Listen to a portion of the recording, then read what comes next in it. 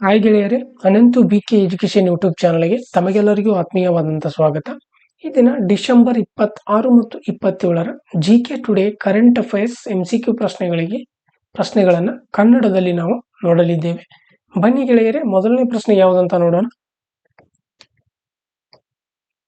Which state is the host of women's kabaddi world cup 2025? ಅಂದ್ರೆ ಯಾವ ರಾಜ್ಯವು ಮಹಿಳಾ ಕಬಡ್ಡಿ ವಿಶ್ವಕಪ್ 2025ರ ಆತಿಥ್ಯವನ್ನು ವಹಿಸುತ್ತದೆ ಅಂತ ಪ್ರಶ್ನೆ ಇದೆ. ಇದಕ್ಕೆ ಸರಿಯಾದಂತ ಉತ್ತರ ಬಿಹಾರ್ ಸರಿಯಾದಂತ ಉತ್ತರ. ಬಿಹಾರವು ಮಾರ್ಚ್ 2025ರಲ್ಲಿ ರಾಜ್ಗೀರ್ ಸ್ಪೋರ್ಟ್ಸ್ ಅಕಾಡೆಮಿಯಲ್ಲಿ ಮಹಿಳಾ ಕಬಡ್ಡಿ ವಿಶ್ವಕಪ್ ಅನ್ನು ಆಯೋಜಿಸಿರುವಂತದ್ದು. ಭಾರತ, ಚೀನಾ, ಜಪಾನ್ ಸೇರಿದಂತೆ 14 ದೇಶಗಳು ಇದರಲ್ಲಿ ಭಾಗವಹಿಸಲಿವೆ. 2012ರ ನಂತರ ಅಂದ್ರೆ ಮೊದಲ ಬಾರಿ ಪಟ್ನಾದಲ್ಲಿ ನಡೀತು. ಅದು ಬಿಹಾರದವು ಇದು ಎರಡನೇ ಬಾರಿ ಇದನ್ನು ಆಯೋಜಿಸುತ್ತಾ ಇರುವಂತದ್ದು. ಹೌದು. ಇನ್ನು ಮುಂದಿನ ಪ್ರಶ್ನೆ, which country is the host of ISSF junior world cup 2025 ಅಂತಿದೆ. ISSF ಜೂನಿಯರ್ ವಿಶ್ವಕಪ್ 2025ರ ಆತಿಥ್ಯ ರಾಷ್ಟ್ರ ಯಾವುದು ಅಂತ ಕೇಳಿದಾರೆ. ಇದಕ್ಕೆ ಸರಿಯಾದಂತ ಉತ್ತರ ಭಾರತ ಸರಿಯಾದಂತ ಉತ್ತರ. ಈ ಭಾರತವು ಈ ಜೂನಿಯರ್ ವಿಶ್ವಕಪ್ ಅನ್ನು ISSF ಜೂನಿಯರ್ ವಿಶ್ವಕಪ್ ಅನ್ನು ಆಯೋಜಿಸುತ್ತಿದೆ. ಇದರಲ್ಲಿ ರೈಫಲ್, ಪಿಸ್ತೂಲ್ ಮತ್ತು ಶಾಟ್ಗಳನ್ನು ಈ ಕಾರ್ಯಕ್ರಮಗಳಲ್ಲಿ ಕೂಡ ಅದನ್ನು ಆಯೋಜಿಸ್ತಾ ಇದೆ. ಇದು ಎಲ್ಲಿ ನಡೀತಾ ಇರ್ಬೋದು ಅಂದ್ರೆ ಭೋಪಾಲ್ನಲ್ಲಿ. ಇದು ಎಲ್ಲಿ ನಡೀತದೆ ಅಂದ್ರೆ ಭಾರತದಲ್ಲಿ ನಡೀತದೆ. ಇದು ಭೋಪಾಲ್ನಲ್ಲಿ 2023ರ ಹಿರಿಯರ ವಿಶ್ವಕಪ್ ಮತ್ತು ISSF ವಿಶ್ವಕಪ್ ಫೈನಲ್ ಸೇರಿದಂತೆ ಪ್ರಮುಖ ISSF ಕಾರ್ಯಕ್ರಮಗಳನ್ನ ಭಾರತವು ಯಶಸ್ವಿಯಾಗಿ ಆಯೋಜಿಸಿರುವುದನ್ನು ಅನುಸರಿಸುತ್ತಾ ಇರುವಂತದ್ದು. ಹೌದಾ, ಇದು ಭಾರತದಲ್ಲಿ ನಡೀತಾ ಇದೆ. ಮುಂದಿನ ಪ್ರಶ್ನೆ, Ranotsav is celebrated in which state ಅಂತ ಇದೆ. ಅಂದ್ರೆ ರಣೋತ್ಸವವನ್ನ ಯಾವ ರಾಜ್ಯದಲ್ಲಿ ಆಚರಿಸಲಾಗ್ತದೆ ಅಂತ ಪ್ರಶ್ನೆ ಕೇಳಿದ್ದಾರೆ. ಇದಕ್ಕೆ ಸರಿಯಾದಂತ ಉತ್ತರ ಗುಜರಾತ್ ಸರಿಯಾದಂತ ಉತ್ತರ. ಮಾರ್ಚ್ 2025ರವರೆಗೆ ಈ ರಣೋತ್ಸವಕ್ಕೆ ಪ್ರಧಾನಮಂತ್ರಿಗಳು ಎಲ್ಲರನ್ನೂ ಆಹ್ವಾನಿಸಿರುತ್ತಾರೆ. ಈ ವಾರ್ಷಿಕ ಹಬ್ಬವು ಭಾರತದ ಅತಿ ದೊಡ್ಡ ಉಪ್ಪು ಮರುಭೂಮಿಯಲ್ಲಿ ಕಚ್ನ ಸಂಸ್ಕೃತಿ ಮತ್ತು ಕಲೆಯನ್ನು ಆಚರಿಸುವಂತ ಒಂದು ಹಬ್ಬವಾಗಿದೆ. ಈ ರನ್ ಆಫ್ ಕಚ್ ಭಾರತ ಪಾಕಿಸ್ತಾನ ಗಡಿಯಲ್ಲಿ ಮುಖ್ಯವಾಗಿ ಗುಜರಾತಿನಲ್ಲಿರುವಂತಹ ವಿಶಾಲವಾದ ಉಪ್ಪು ಜವುಗು ಪ್ರದೇಶವಾಗಿದೆ. ಹೌದಾ. ಇನ್ನು ಮುಂದಿನ ಪ್ರಶ್ನೆ, SpaDeX mission is launched by which space organisation? SpaDeX mission ಅನ್ನ ಯಾವ ಬಾಹ್ಯಾಕಾಶ ಸಂಸ್ಥೆಯು ಪ್ರಾರಂಭಿಸಿದೆ ಅಂತ ಪ್ರಶ್ನೆ ಕೇಳಿದರೆ. ಇದಕ್ಕೆ ಸರಿಯಾದಂತ ಉತ್ತರ ISRO, Indian space research organisation. ಈ ಮಿಷನ್ ಅಡಿಯಲ್ಲಿ PSLV ಆರ್ಬಿಟಲ್ ಎಕ್ಸ್ಪೆರಿಮೆಂಟಲ್ ಮಾಡ್ಯೂಲ್ ನಲ್ಲಿ 24 ವೈಜ್ಞಾನಿಕ ಪ್ರಯೋಗಗಳನ್ನು ಪ್ರಾರಂಭಿಸುತ್ತದೆ. ಸ್ಪೇಸ್ ಡಾಕಿಂಗ್ ಪ್ರಯೋಗ 2 ಬಾಹ್ಯಾಕಾಶ ನೌಕೆಗಳೊಂದಿಗೆ PSLV C60 ಬಳಸಿಕೊಂಡು ಒಂದು ಸ್ವಾಯತ್ತ ಡಾಕಿಂಗ್ ತಂತ್ರಜ್ಞಾನವನ್ನು ಅಭಿವೃದ್ಧಿಪಡಿಸುವುದರ ಮೇಲೆ ಕೇಂದ್ರೀಕರಿಸುವಂತದ್ದಾಗಿದೆ. ಹೌದಾ. ಇಲ್ಲಿ ಭವಿಷ್ಯದ ಚಂದ್ರನ ಕಾರ್ಯಾಚರಣೆಗಳಿಗೆ ಮತ್ತು ಭಾರತೀಯ ಅಂತರಿಕ್ಷ ಸ್ಟೇಷನ್ಗಾಗಿ ಈ ತಂತ್ರಜ್ಞಾನವು ಅಗತ್ಯವಾಗಿರುವಂತದ್ದು. ಹೌದಾ. ಇದನ್ನ ಇಸ್ರೋ ಅಭಿವೃದ್ಧಿಪಡಿಸಿ ಪ್ರಾರಂಭಿಸಿದೆ. ಇನ್ನ ಮುಂದಿನ ಪ್ರಶ್ನೆ, where was the India's first biovitamin highway inaugurated? ಭಾರತದ ಮೊದಲ ಜೈವಿಕ ಬಿಟುಮಿನ್ ಹೆದ್ದಾರಿಯನ್ನ ಎಲ್ಲಿ ಉದ್ಘಾಟಿಸಲಾಯಿತು ಅಂತ ಪ್ರಶ್ನೆ ಕೇಳಿದ್ದಾರೆ. ಇದಕ್ಕೆ ಸರಿಯಾದಂತ ಉತ್ತರ ನಾಗಪುರ ಸರಿಯಾದಂತ ಉತ್ತರ. ಈ ಒಂದು ಹವೆಯನ್ನ, ಭಾರತದ ಮೊದಲ ಜೈವಿಕ ಬಿಟುಮಿನ್ ಹೆದ್ದಾರಿಯನ್ನು ನಾಗ್ಪುರ್ ಮನ್ಸಾರ್ ಬೈಪಾಸ್ ನಲ್ಲಿ ಡಿಸೆಂಬರ್ 21, 2024ರಂದು ಪ್ರಾರಂಭಿಸಲಾಯಿತು. ಈ ಪರಿಸರ ಸ್ನೇಹಿ ಜೈವಿಕ ಬಿಟುಮಿನ್ ಬೆಳೆಗಳ ಅವಶೇಷಗಳಿಂದ ಇದನ್ನು ತಯಾರಿಸಲ್ಪಟ್ಟಿದ್ದು, ಇದರ ವೆಚ್ಚವನ್ನ ಕಡಿಮೆ ಮಾಡುತ್ತದೆ, ಮಾಲಿನ್ಯವನ್ನು ಕೂಡ ಕಡಿಮೆ ಮಾಡುತ್ತದೆ ಮತ್ತು ಉದ್ಯೋಗಗಳನ್ನು ಕೂಡ ಸೃಷ್ಟಿಸುತ್ತದೆ. CRRI ಮತ್ತು ಪ್ರಜ್ ಇಂಡಸ್ಟ್ರಿ ಅಭಿವೃದ್ಧಿಪಡಿಸಿದಂತಹ ಈ ಹೆದ್ದಾರಿಯು ಡಾಂಬರ್ಗಿಂತಲೂ 40% ಪ್ರಬಲವಾಗಿದೆ. 1 ಕಿಲೋಮೀಟರ್ ವಿಸ್ತರಣೆಗೆ 15% ಜೈವಿಕ ಬಿಟುಮಿನ್ ಅನ್ನು ಬಳಸಿರುವಂತದ್ದು ವಿಶೇಷವಾಗಿದೆ. ಹೌದಾ. ಇನ್ನ ಮುಂದಿನ ಪ್ರಶ್ನೆ, national farmers day is observed on which day? ರಾಷ್ಟ್ರೀಯ ರೈತರ ದಿನವನ್ನ ಯಾವ ದಿನ ಆಚರಿಸಲಾಗುತ್ತದೆ ಅಂತ ಪ್ರಶ್ನೆ ಕೇಳಿದ್ದಾರೆ. ಇದಕ್ಕೆ ಸರಿಯಾದಂತ ಉತ್ತರ ಡಿಸೆಂಬರ್ 23. ರೈತರ ದಿನ ಅಥವಾ ಕಿಸಾನ್ ದಿವಸ್ ಅನ್ನ ಡಿಸೆಂಬರ್ 23ರಂದು ರೈತರು ಮತ್ತು ಆರ್ಥಿಕತೆಗೆ ಅವರ ಕೊಡುಗೆಗಳನ್ನು ಗೌರವಿಸಲು ಈ ದಿನವನ್ನು ಆಚರಿಸಲಾಗುತ್ತದೆ. ರೈತರ ಸಬಲೀಕರಣಕ್ಕೆ ಹೆಸರುವಾಸಿಯಾದಂತಹ ಭಾರತದ 5ನೇ ಪ್ರಧಾನಮಂತ್ರಿ ಆಗಿರುವಂತಹ ಚೌಧರಿ ಚರಣ್ ಸಿಂಗ್ ಅವರ ಜನ್ಮ ವಾರ್ಷಿಕೋತ್ಸವ ದಿನವನ್ನು ಇದು ಗುರುತಿಸುತ್ತದೆ. ಇದನ್ನ 2001ರಲ್ಲಿ ಮೊದಲ ಬಾರಿಗೆ ಆಚರಿಸಲಾಯಿತು. ಈ ದಿನವು ರೈತರ ಸವಾಲುಗಳ ಬಗ್ಗೆ ಜಾಗೃತಿ ಮೂಡಿಸುತ್ತದೆ ಮತ್ತು ಸುಸ್ಥಿರ ಕೃಷಿ ಪದ್ಧತಿಗಳನ್ನ ಉತ್ತೇಜಿಸುವಂತದ್ದು ಆಗಿರ್ತದ. ಇನ್ನು ಮುಂದಿನ ಪ್ರಶ್ನೆ, which airport became the Indian first zero waste airport? ಯಾವ ಒಂದು ವಿಮಾನ ನಿಲ್ದಾಣವು ಭಾರತದ ಮೊದಲ ಶೂನ್ಯ ತ್ಯಾಜ್ಯ ವಿಮಾನ ನಿಲ್ದಾಣವಾಗಿದೆ ಅಂತ ಪ್ರಶ್ನೆ ಕೇಳಿದ್ದಾರೆ. ಇದಕ್ಕೆ ಸರಿಯಾದಂತ ಉತ್ತರ ದೇವಿ ಅಹಲ್ಯಾಬಾಯಿ ಹೋಳ್ಕರ್ ವಿಮಾನ ನಿಲ್ದಾಣ. ಇದು ಇಂದೂರಿನಲ್ಲಿ ಇದೆ. ಇಂದೂರಿನಲ್ಲಿರುವಂತಹ ದೇವಿ ಅಹಲ್ಯಾಬಾಯಿ ಹೋಳ್ಕರ್ ವಿಮಾನ ನಿಲ್ದಾಣವು ಭಾರತದ ಮೊದಲ ಶೂನ್ಯ ತ್ಯಾಜ್ಯ ವಿಮಾನ ನಿಲ್ದಾಣವಾಗಿದೆ. ಈ ಹೊಸ 3000 ಚದುರ ಅಡಿ ಮೆಟೀರಿಯಲ್ ರಿಕವರಿ ಫೆಸ್ಟಿವಲ್ ತ್ಯಾಜ್ಯವನ್ನ ಮರುಬಳಕೆ ಮಾಡಿರುವಂತದ್ದು ಮತ್ತು ಇದು ನಿರ್ವಹಿಸುತ್ತದೆ. ಆರ್ದ್ರ ತ್ಯಾಜ್ಯವನ್ನ ಗೊಬ್ಬರವಾಗಿ ಪರಿವರ್ತಿಸುವಂತದ್ದು ವಿಶೇಷವಾಗಿರ್ತದ. ಹೌದಾ? ಇನ್ನ ಮುಂದಿನ ಪ್ರಶ್ನೆ, which country won the women's T20 under nineteen Asia cup 2024? ಯಾವ ಒಂದು ದೇಶವು 19 ವರ್ಷದೊಳಗಿನವರ ಮಹಿಳಾ T20 ಏಷ್ಯಾ ಕಪ್ 2024 ಗೆದ್ದಿದೆ ಅಂತ ಕೇಳಿದ್ದಾರೆ. ಇದಕ್ಕೆ ಸರಿಯಾದಂತ ಉತ್ತರ ಭಾರತ ಸರಿಯಾದಂತ ಉತ್ತರ. ಭಾರತವು ಡಿಸೆಂಬರ್ 22, 2024ರಂದು ಬಾಂಗ್ಲಾದೇಶವನ್ನು 41 ರನ್ನುಗಳಿಂದ ಸೋಲಿಸುವ ಮೂಲಕ ಮೊದಲ ಮಹಿಳಾ ಅಂಡರ್-19 ಏಷ್ಯಾ ಕಪ್ ಅನ್ನು ಗೆದ್ದುಕೊಂಡಿತು. ಭಾರತ 117 ರನ್ ಗಳಿಸಿತು. ಇದರಲ್ಲಿ ಜಿ ತ್ರಿಷಾರ್ ಅವರು 52 ರನ್ಗಳ ಕೊಡುಗೆಯನ್ನು ನೀಡಿದರು. ಭಾರತೀಯ ಬೌಲರ್ಗಳು ಬಾಂಗ್ಲಾದೇಶವನ್ನು 76 ರನ್ಗಳಿಗೆ ಸೀಮಿತಗೊಳಿಸಿದರು. ತಂಡಕ್ಕೆ ಮಹತ್ವವಾದ ಜಯವನ್ನು ಖಚಿತಪಡಿಸಿದರು. ಇನ್ನು ಮುಂದಿನ ಪ್ರಶ್ನೆ, Denali fault which was seen in news forms a boundary between which tectonic plates? ಸುದ್ದಿಗಳಲ್ಲಿ ಕಂಡುಬರುವಂತಹ ಡೆನಾಲಿ ದೋಷವು ಯಾವ ಟೆಕ್ಟೋನಿಕ್ ಪ್ಲೇಟ್ಗಳ ನಡುವೆ ಗಡಿಯನ್ನ ರೂಪಿಸುತ್ತದೆ ಅಂತ ಪ್ರಶ್ನೆ ಕೇಳಿದ್ದಾರೆ. ಇದಕ್ಕೆ ಸರಿಯಾದಂತ ಉತ್ತರ ಪೆಸಿಫಿಕ್ ಪ್ಲೇಟ್ ಮತ್ತು ಉತ್ತರ ಅಮೆರಿಕಾ ಪ್ಲೇಟ್. ಸರಿಯಾದ ಉತ್ತರ ಪೆಸಿಫಿಕ್ ಪ್ಲೇಟ್ ಮತ್ತು ಉತ್ತರ ಅಮೆರಿಕಾ ಪ್ಲೇಟ್. ಇತ್ತೀಚಿನ ಸಂಶೋಧನೆಯು ಡೆನಾಲಿ ಫಾಲ್ಟ್ನ ಉದ್ದಕ್ಕೂ 3 ಭೂ ವೈಜ್ಞಾನಿಕ ತಾಣಗಳು ಒಮ್ಮೆ ಸಂಪರ್ಕ ಹೊಂದಿದ್ದವು, ಆದರೆ ಟೆಕ್ಟೋನಿಕ್ ಚಟುವಟಿಕೆಯಿಂದಾಗಿ ಇವು ವಿಭಜನೆಗೊಂಡಿವೆ. ಡೆನಾಲಿ ದೋಷವು ಬ್ರಿಟಿಷ್ ಕೊಲಂಬಿಯಾದಿಂದ ಮಧ್ಯ ಅಲಾಸ್ಕಾದವರೆಗೆ ಪಶ್ಚಿಮ ಉತ್ತರ ಅಮೆರಿಕಾದಲ್ಲಿ ಪ್ರಮುಖ ಬಲ ಪಾರ್ಶ್ವದ ಸ್ಟ್ರೈಕ್ ಸ್ಲಿಪ್ ದೋಷವಾಗಿದೆ.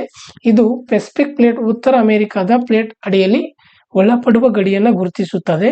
ಇದು ಭೂ ವೈಜ್ಞಾನಿಕ ಒತ್ತಡ ಮತ್ತು 2002ರಲ್ಲಿ 7.9 ತೀವ್ರತೆಯ ಭೂಕಂಪವನ್ನು ಉಂಟು ಮಾಡಿರುವಂತದ್ದು. ಇನ್ನು ಮುಂದಿನ ಪ್ರಶ್ನೆ, ಸುದ್ದಿಯಲ್ಲಿ ಕಂಡುಬರುವಂತಹ ಸಾಗರ ದ್ವೀಪವು ಯಾವ ರಾಜ್ಯದಲ್ಲಿದೆ? Sagar island which was seen in the news is located in which state or union territory ಅಂತ ಕೇಳಿದ್ದಾರೆ. ಇದಕ್ಕೆ ಸರಿಯಾದಂತ ಉತ್ತರ ಪಶ್ಚಿಮ ಬಂಗಾಳ ಸರಿಯಾದಂತ ಉತ್ತರ. ಗಂಗಾ ಸಾಗರ್ ಅಥವಾ ಸಾಗರ ದ್ವೀಪ ಎಂದು ಕರೆಯಲ್ಪಡುವ ಸಾಗರ ದ್ವೀಪವು ಪಶ್ಚಿಮ ಬಂಗಾಳದಲ್ಲಿದೆ ಮತ್ತು ಪ್ರತಿ ಜನವರಿಯಲ್ಲಿ ಗಂಗಾ ಸಾಗರ ಮೇಳವನ್ನು ಆಯೋಜಿಸುತ್ತದೆ. ಈ ದ್ವೀಪವು 13 ಹಳ್ಳಿಗಳನ್ನು ಹೊಂದಿದ್ದು ಮತ್ತು ಮುರಿಗಂಗಾ ಬಟಾಲಾ ನದಿಯಿಂದ ಮಹಿಸಾನಿ ದ್ವೀಪದಿಂದ ಬೇರ್ಪಟ್ಟಿದೆ. ಸಾಗರ ದ್ವೀಪವು ಒಂದು ಮಹತ್ವದ ಹಿಂದೂ ಯಾತ್ರಾ ಸ್ಥಳವಾಗಿದೆ. ವಿಶೇಷವಾಗಿ ಕಪಿಲ್ ಮುನಿ ದೇವಸ್ಥಾನದಲ್ಲಿ ಮಕರ ಸಂಕ್ರಾಂತಿ ಆಚರಣೆಗಾಗಿ ಇದು ವಿಶೇಷತೆಯನ್ನು ಪಡೆದಿರುವಂತದ್ದು. ಇನ್ನು ಮುಂದಿನ ಪ್ರಶ್ನೆ, which day is observed as good governance day in India? ಭಾರತದಲ್ಲಿ ಯಾವ ದಿನವನ್ನ ಉತ್ತಮ ಆಡಳಿತ ದಿನವನ್ನಾಗಿ ಆಚರಿಸಲಾಗುತ್ತದೆ ಅಂತ ಪ್ರಶ್ನೆ ಕೇಳಿದ್ದಾರೆ. ಇದಕ್ಕೆ ಸರಿಯಾದಂತ ಉತ್ತರ ಡಿಸೆಂಬರ್ 25 ಸರಿಯಾದಂತ ಉತ್ತರ. ಅಟಲ್ ಬಿಹಾರಿ ವಾಜಪೇಯಿ ಅವರ ಜನ್ಮದಿನವನ್ನ ಗೌರವಿಸಲು ಡಿಸೆಂಬರ್ 25ರಂದು ಉತ್ತಮ ಆಡಳಿತ ದಿನವನ್ನು ಆಚರಿಸಲಾಗುತ್ತದೆ. ಪಾರದರ್ಶಕ ಮತ್ತು ಜವಾಬ್ದಾರಿಯುತ ಆಡಳಿತವನ್ನು ಉತ್ತೇಜಿಸಲು ಇದನ್ನ ಮೊದಲು 2014ರಲ್ಲಿ ಗಮನಿಸಲಾಯಿತು. 2024ರ ಆಚರಣೆಯು ವಾಜಪೇಯಿ ಅವರ 100ನೇ ಜನ್ಮ ವಾರ್ಷಿಕೋತ್ಸವವನ್ನು ಸೂಚಿಸುತ್ತದೆ. ಇದು ನ್ಯಾಯಸಮ್ಮತತೆ ಮತ್ತು ಸಮರ್ಥ ಸಂಪನ್ಮೂಲ ನಿರ್ವಹಣೆಗೆ ಒತ್ತನ್ನು ನೀಡುವಂತದ್ದಾಗಿದೆ. ಇನ್ನು ಮುಂದಿನ ಪ್ರಶ್ನೆ, which two states received in the 15th Finance Commission grants for rural local bodies in December 2024? ಯಾವ ಎರಡು ರಾಜ್ಯಗಳು ಡಿಸೆಂಬರ್ 2024ರಲ್ಲಿ ಗ್ರಾಮೀಣ ಸ್ಥಳೀಯ ಸಂಸ್ಥೆಗಳಿಗೆ 15ನೇ ಹಣಕಾಸು ಆಯೋಗದ ಅನುದಾನವನ್ನು ಸ್ವೀಕರಿಸಿದವು ಅಂತ ಪ್ರಶ್ನೆ ಕೇಳಿದ್ದಾರೆ. ಇದಕ್ಕೆ ಸರಿಯಾದಂತ ಉತ್ತರ ಪ್ರದೇಶ ಮತ್ತು ಆಂಧ್ರ ಪ್ರದೇಶ ಸರಿಯಾದಂತ ಉತ್ತರ. ಕೇಂದ್ರ ಸರ್ಕಾರವು ಫೈನಾನ್ಷಿಯಲ್ ಇಯರ್ 2024 ಮತ್ತು 25ಕ್ಕೆ ಉತ್ತರ ಪ್ರದೇಶ ಮತ್ತು ಆಂಧ್ರ ಪ್ರದೇಶದ ಗ್ರಾಮೀಣ ಸ್ಥಳೀಯ ಸಂಸ್ಥೆಗಳಿಗೆ 15ನೇ ಹಣಕಾಸು ಆಯೋಗದ ಅನುದಾನವನ್ನು ಬಿಡುಗಡೆ ಮಾಡಿದೆ. ಉತ್ತರ ಪ್ರದೇಶಕ್ಕೆ ಅಂದರೆ 75 ಜಿಲ್ಲಾ ಪಂಚಾಯಿತಿಗಳು, 826 ಬ್ಲಾಕ್ ಪಂಚಾಯಿತಿಗಳು ಮತ್ತು 57,691 ಗ್ರಾಮ ಪಂಚಾಯಿತಿಗಳಿಗೆ 1598.80 ಕೋಟಿ ರು ಅಂದರೆ 13 ಜಿಲ್ಲಾ ಪಂಚಾಯಿತಿಗಳು, 650 ಬ್ಲಾಕ್ ಪಂಚಾಯಿತಿಗಳು ಮತ್ತು 13,097 ಗ್ರಾಮ ಪಂಚಾಯಿತಿಗಳಿಗೆ 420.99 ಕೋಟಿ ಅನುದಾನವನ್ನು ಬಿಡುಗಡೆ ಮಾಡಿದೆ. ನಿಧಿಗಳು ನಿರ್ದಿಷ್ಟ ಗ್ರಾಮೀಣ ಪ್ರದೇಶಗಳಿಗೆ ಸ್ಥಳೀಯ ಆಡಳಿತವನ್ನು ಹೆಚ್ಚಿಸುವ ಗುರಿಯನ್ನು ಇವು ಹೊಂದಿರುವಂತದ್ದು. ಇನ್ನು ಮುಂದಿನ ಪ್ರಶ್ನೆ, ದ ಸುಶಾಂತ್ ಪಾದಯಾತ್ರೆ was organised at which place to mark the 100th birth anniversary of Shri Atal Bihari Vajpayee. Atal Bihari Vajpayee ರವರ 100ನೇ ಜನ್ಮ ವಾರ್ಷಿಕೋತ್ಸವದ ಅಂಗವಾಗಿ ಸುಶಾಸನ ಪಾದಯಾತ್ರೆಯನ್ನ ಯಾವ ಸ್ಥಳದಲ್ಲಿ ಆಯೋಜಿಸಲಾಗಿದೆ ಅಂತ ಪ್ರಶ್ನೆ ಕೇಳಿದ್ದಾರೆ. ಇದಕ್ಕೆ ಸರಿಯಾದಂತ ಉತ್ತರ ಗುಜರಾತ್ನ ವಡ್ನಗರ್ ಸರಿಯಾದಂತ ಉತ್ತರ. ಡಿಸೆಂಬರ್ 24, 2024ರಂದು ಅಟಲ್ ಬಿಹಾರಿ ವಾಜಪೇಯಿ ರವರ 100ನೇ ಜನ್ಮದಿನದಂದು ಕೇಂದ್ರ ಸಚಿವ ಡಾಕ್ಟರ್ ಮನ್ಸುಖ್ ಮಾಂಡವಿಯಾ ನೇತೃತ್ವದಲ್ಲಿ ಗುಜರಾತ್ನ ವಡ್ನಗರದಲ್ಲಿ 8 ಕಿಲೋಮೀಟರ್ ಸುಶಾಸನ ಪಾದಯಾತ್ರೆಯು ನಡೆಯಿತು. ವಿವಿಧ ಸಂಘಟನೆಗಳಿಂದ 15,000ಕ್ಕೂ ಹೆಚ್ಚು ಭಾರತ ಯುವ ಸೇವಕರು ಮತ್ತು ಉತ್ತಮ ಆಡಳಿತ ದಿನವನ್ನು ಆಚರಿಸಿದರು. ಈ ಒಂದು ಕಾರ್ಯಕ್ರಮವು 2047ರ ವೇಳೆಗೆ ಅಭಿವೃದ್ಧಿ ಹೊಂದುತ್ತಿರುವ ಭಾರತದಲ್ಲಿ ಯುವಕರ ಒಳಗೊಳ್ಳುವಿಕೆಯನ್ನು ಉತ್ತೇಜಿಸಿತು ಮತ್ತು ಈ ಶ್ರಮ ಪೋರ್ಟಲ್ನ ಮೂಲಕ ಜಾಗತಿಕ ಉದ್ಯೋಗಾವಕಾಶಗಳೊಂದಿಗೆ ಸಂಪರ್ಕ ಹೊಂದಿದ ಮೈ ಭಾರತ್ನ 1.65 ಕೋಟಿ ಸದಸ್ಯರನ್ನು ತೋರಿಸಿತು. ಇನ್ನು ಮುಂದಿನ ಪ್ರಶ್ನೆ, Rooppur nuclear power plant which was seen in the news is located in which country? ಸುದ್ದಿಯಲ್ಲಿ ಕಂಡು ಬಂದಂತಹ ರೂಪಪುರ ಅಣು ವಿದ್ಯುತ್ ಸ್ಥಾವರವು ಯಾವ ದೇಶದಲ್ಲಿದೆ ಅಂತ ಕೇಳಿದಾರೆ. ಇದಕ್ಕೆ ಸರಿಯಾದಂತ ಉತ್ತರ ಬಾಂಗ್ಲಾದೇಶ ಸರಿಯಾದಂತ ಉತ್ತರ. ಬಾಂಗ್ಲಾದೇಶದ USD 12.65 ಶತಕೋಟಿ ರೂಪಾಯಿ ಪರಮಾಣು ವಿದ್ಯುತ್ ಸ್ಥಾವರಕ್ಕಾಗಿ ಭ್ರಷ್ಟಾಚಾರ ವಿರೋಧಿ ತನಿಖೆ ನಡೆಯುತ್ತಿದೆ. 2011ರಲ್ಲಿ ಪ್ರಾರಂಭವಾದ ಮತ್ತು ರಷ್ಯಾದ ರೋಸಾಟಂ ನಿರ್ಮಿಸಿದ ಯೋಜನೆಯು 2017ರಲ್ಲಿ ಪ್ರಾರಂಭವಾಯಿತು ಮತ್ತು 2025ರ ವೇಳೆಗೆ ಪೂರ್ಣಗೊಳ್ಳುವಂತ ಒಂದು ನಿರೀಕ್ಷೆ ಇದೆ. ಒಮ್ಮೆ ಕಾರ್ಯಾಚರಣೆಯಾದರೆ ಸ್ಥಾವರವು 2400 ಮೆಗಾವ್ಯಾಟ್ ವಿದ್ಯುತ್ ಉತ್ಪಾದಿಸುತ್ತದೆ ಮತ್ತು ಭಾರತ, ಬಾಂಗ್ಲಾದೇಶ ಮತ್ತು ರಷ್ಯಾ ನಡುವಿನ 2018ರ ಒಪ್ಪಂದದಿಂದ ಇದು ಬೆಂಬಲಿತವಾಗಿರುವಂತದ್ದು. ಇನ್ನು ಮುಂದಿನ ಪ್ರಶ್ನೆ, in which city of Gujarat was the climate smart agro textile demonstration centre inaugurated ಅಂತ ಇದೆ. ಗುಜರಾತ್ನ ಯಾವ ನಗರದಲ್ಲಿ ಕ್ಲೈಮೇಟ್ ಸ್ಮಾರ್ಟ್ ಅಗ್ರೋ ಟೆಕ್ಸ್ಟೈಲ್ ಪ್ರಾತ್ಯಕ್ಷಿಕ ಕೇಂದ್ರವನ್ನು ಉದ್ಘಾಟಿಸಲಾಯಿತು ಅಂತ ಪ್ರಶ್ನೆ ಕೇಳಿದ್ದಾರೆ. ಇದಕ್ಕೆ ಸರಿಯಾದಂತ ಉತ್ತರ ನವಸಾರಿ ಸರಿಯಾದಂತ ಉತ್ತರ. ಜವಳಿ ಸಚಿವಾಲಯ ಮತ್ತು ಸಶ್ರಮ ಗುಜರಾತಿನ ನವಸಾರಿಯಲ್ಲಿ ಹವಾಮಾನ ಸ್ಮಾರ್ಟ್ ಕೃಷಿ ಜವಳಿ ಪ್ರದರ್ಶನ ಕೇಂದ್ರವನ್ನು ಪ್ರಾರಂಭಿಸಿತು. ಕೇಂದ್ರವು 15,000 ಚದುರ ಮೀಟರ್ಗಳನ್ನು ಒಳಗೊಂಡಿದೆ. ಕೃಷಿ ಜವಳಿಗಳನ್ನು ಪ್ರದರ್ಶಿಸುತ್ತದೆ ಮತ್ತು ರೈತರಿಗೆ 3 ವರ್ಷಗಳ ಮತ್ತು 8 ಬೆಳೆ ಚಕ್ರಗಳ ತರಬೇತಿಯನ್ನು ನೀಡುತ್ತದೆ. ಇದು ನೆರಳು ಬಲೆಗಳು ಮತ್ತು ವರ್ಮಿ ಕಾಂಪೋಸ್ಟಿಂಗ್ ನಂತಹ ತಂತ್ರಜ್ಞಾನಗಳನ್ನು ಒಳಗೊಂಡಿದ್ದು ರೈತರಿಗೆ ಈ ಪರಿಹಾರಗಳನ್ನು ಅವರ ಕೃಷಿ ಪದ್ಧತಿಗಳಲ್ಲಿ ಸಂಯೋಜಿಸಲು ಶಿಕ್ಷಣವನ್ನು ನೀಡುತ್ತದೆ. ಇನ್ನು ಮುಂದಿನ ಪ್ರಶ್ನೆ, where was the 55th goods and services tax council meeting held in December 2024. December 2024ರಲ್ಲಿ 55ನೇ ಸರಕು ಮತ್ತು ಸೇವಾ ತೆರಿಗೆಯ GST ಕೌನ್ಸಿಲ್ ಸಭೆ ಎಲ್ಲಿ ನಡೆಯಿತು ಅಂತ ಕೇಳಿದಾರೆ. ಇದಕ್ಕೆ ಸರಿಯಾದಂತ ಉತ್ತರ ರಾಜಸ್ಥಾನದ ಜೈಸಲ್ಮರ ಸರಿಯಾದಂತ ಉತ್ತರ. ರಾಜಸ್ಥಾನದ ಜೈಸಲ್ಮರ್ನಲ್ಲಿ 55ನೇ GST ಕೌನ್ಸಿಲ್ ಸಭೆಯನ್ನು ನಡೆಸಲಾಯಿತು. ತೆರಿಗೆ ಸುಧಾರಣೆಗಳನ್ನು ಕೇಂದ್ರೀಕರಿಸುತ್ತದೆ. ಫೋರ್ಟಿಫೈಡ್ ರೈಸ್ ಕರ್ನಲ್ ಮೇಲಿನ GSTಯನ್ನು 5% ಇಳಿಸುವುದು ಮತ್ತು ಮೆಣಸು ಮತ್ತು ಒಣ ದ್ರಾಕ್ಷಿಗಳಂತಹ ಕೆಲವು ವಸ್ತುಗಳನ್ನು GSTಯಿಂದ ವಿನಾಯಿತಿ ನೀಡುವುದು ಪ್ರಮುಖ ಈ ಒಂದು ಸಭೆಯ ನಿರ್ಧಾರಗಳು. ಕೌನ್ಸಿಲ್ ಕ್ಯಾರಮೆಲ್ ಪಾಪ್ಕಾರ್ನ್ನ ಮೇಲೆ 18% GSTಯನ್ನು ನಿಗದಿಪಡಿಸಿದೆ ಮತ್ತು ಮೋಟಾರು ವಾಹನ ಅಪಘಾತ ನಿಧಿಗೆ ಜೀನ್ ಥೆರಪಿ ಮತ್ತು ವಿಮಾ ಕೊಡುಗೆಗಳ ಕುರಿತು ಶಿಫಾರಸುಗಳನ್ನು ಮಾಡಿರುವಂಥದ್ದು. ಇನ್ನು ಮುಂದಿನ ಪ್ರಶ್ನೆ, what is the theme for Republic Day 2025 tableaux? Republic Day 2025 ಟ್ಯಾಬ್ಲೋಕ್ಸ್ನ ಥೀಮ್ ಏನು ಅಥವಾ ಯಾವುದು ಅಂತ ಕೇಳಿದರೆ ಇದಕ್ಕೆ ಸರಿಯಾದಂತ ಉತ್ತರ ಸ್ವರ್ಣಿಮ ಭಾರತ ವಿರಾಸತ್ ಔರ್ ವಿಕಾಸ್ ಎಂಬುದು ಈ ವರ್ಷದ ಥೀಮ್ ಆಗಿರ್ತದೆ. ಅಂದ್ರೆ 2025ರ ಥೀಮ್ ಆಗಿರ್ತದೆ. ಗಣರಾಜ್ಯೋತ್ಸವ 2025ರ ಟ್ಯಾಬ್ಲೋಕ್ಸ್ನ ಥೀಮ್ ಏನಂದ್ರೆ ಸ್ವರ್ಣಿಮ ಭಾರತ ವಿರಾಸತ್ ಔರ್ ವಿಕಾಸ. 2024ರ ಆರಂಭದಲ್ಲಿ ಸಮಾಲೋಚನಾ ಪ್ರಕ್ರಿಯೆ ಪ್ರಾರಂಭವಾಯಿತು. ಟೇಬಲ್ ಆಕ್ಟ್ಸ್ ಗುಣಮಟ್ಟವನ್ನು ಸುಧಾರಿಸಲು ರಾಜ್ಯಗಳು ಮತ್ತು ಕೇಂದ್ರಾಡಳಿತ ಪ್ರದೇಶಗಳಿಂದ ಸಲಹೆಗಳನ್ನು ಸಂಯೋಜಿಸಲಾಗಿದೆ. 15 ರಾಜ್ಯಗಳು ಮತ್ತು ಕೇಂದ್ರಾಡಳಿತ ಪ್ರದೇಶಗಳು ಮತ್ತು 11 ಸಚಿವಾಲಯಗಳನ್ನು ಕೆಂಪುಕೋಟೆಯಲ್ಲಿನ ಭಾರತ ಪರ್ವ್ನಲ್ಲಿ 26ನೇ 31 ಜನವರಿ 2025 ತಮ್ಮ ಕೋಷ್ಟಕವನ್ನು ಪ್ರದರ್ಶಿಸಲು ಆಯ್ಕೆ ಮಾಡಲಾಗಿರುವಂಥದ್ದು. ಹೌದಾ?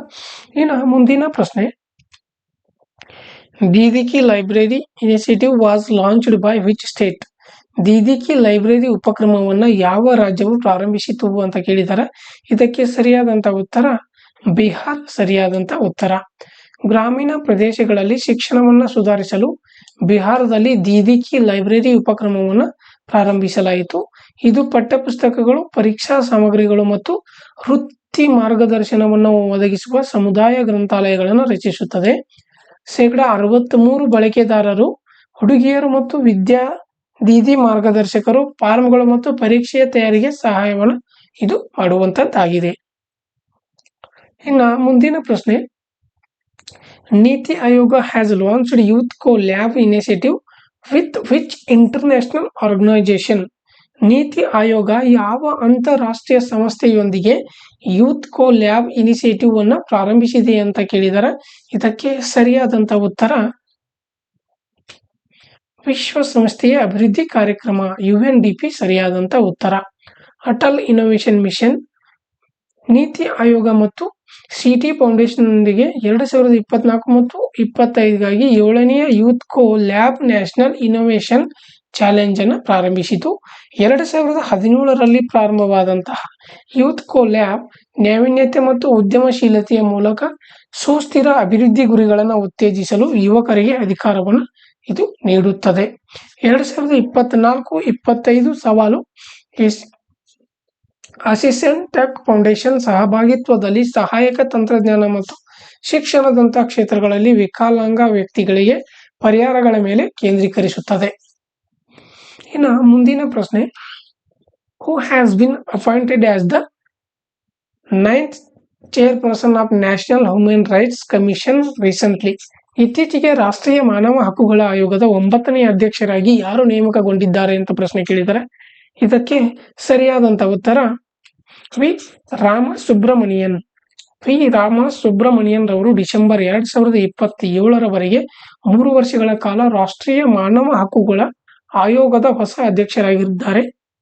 ಅವರು 3 ವರ್ಷಗಳ ನಂತರ ಜೂನ್ 29, 2023ರಂದು ಸುಪ್ರೀಂ ಕೋರ್ಟ್ನಿಂದ ನಿವೃತ್ತರಾದರು ಮತ್ತು ನೋಟು ಅಮಾನ್ಯೀಕರಣ ಮತ್ತು ಕ್ರಿಪ್ಟೋ ಕರೆನ್ಸಿ ನಿಯಮಗಳಂತಹ ಮಹತ್ವದ ಪ್ರಕರಣಗಳಲ್ಲಿ ಭಾಗಿಯಾಗಿದ್ದರು. NHRC ಮಾನವ ಹಕ್ಕುಗಳ ಉಲ್ಲಂಘನೆಯನ್ನು ತನಿಖೆ ಮಾಡುತ್ತದೆ ಮತ್ತು ಅವರ ರಕ್ಷಣೆಗಾಗಿ ಸಂಶೋಧನೆಯನ್ನು ಉತ್ತೇಜಿಸುತ್ತದೆ. ನಂತರ ನ್ಯಾಯಮೂರ್ತಿ ಅರುಣ್ ಮಿಶ್ರಾ, ವಿಜಯ್ ಭಾರತಿ ಸಯಾನಿ ಹಂಗಾಮಿ ಅಧ್ಯಕ್ಷರಾಗಿ ನೇಮಕಗೊಂಡರು. ಇನ್ನು ಇಂದಿನ ಕ್ಲಾಸ್ ಯಾರಿಗೆಲ್ಲ ಇಷ್ಟವಾಗಿದೆ ಲೈಕ್ ಮಾಡಿ, ಶೇರ್ ಮಾಡಿ, ಕಮೆಂಟ್ಸ್ ಮಾಡಿ ಮತ್ತು ನನ್ನ ಚಾನಲ್ಗೆ ಹೊಸಬರಾಗಿದ್ದರೆ ಸಬ್ಸ್ಕ್ರೈಬ್ ಮಾಡ್ಕೊಳ್ಳಿ ಅಂತ ಹೇಳ್ತಾ ಇಂದಿನ ಕ್ಲಾಸನ್ನು ಮುಗಿಸ್ತಾ ಇದ್ದೀನಿ. Thank you.